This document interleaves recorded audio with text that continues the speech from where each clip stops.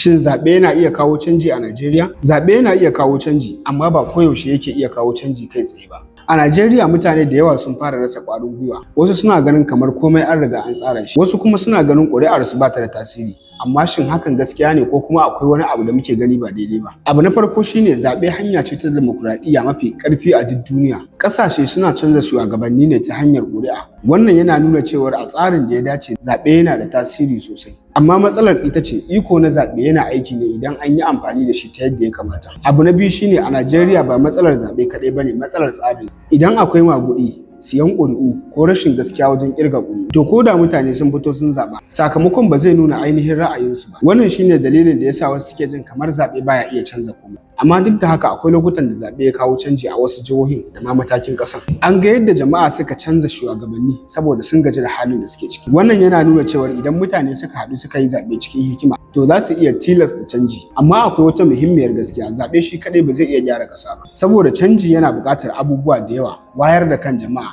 ilimi da fahimta, da kuma tsayawa akan gaskiya, da kuma bin diddigin shugabanni bayan sun hau mulki. Idan aka yi zaɓe sannan mutane suka koma gefe suka yi shiru, to canjin da ake fata zai iya bacewa. Shugabanni suna aiki ne da yadda suka ga jama'a suke. Idan babu matsin lamba, babu tambaya, kuma babu sa ido, to babu yadda za a yi shugabanni su canza. Zaɓe kamar makami ne, ba makami ba ne yake da laifi, yadda aka yi amfani da shi ne yake kawo sakamako. Idan aka yi amfani da shi da hankali, da haɗin kai, da tsayawa akan gaskiya, to zaɓe zai iya canza abubuwa da yawa. Amma idan aka yi watsi da shi, ko aka bar wasu su sarrafa shi, to ba zai canza komai ba. Canjin Najeriya baya cikin akwatin ƙuri'a kawai, yana cikin zukatan mutane ne, da kuma yadda suke amfani da damar da suke da ita. Allah ya sa mu dace.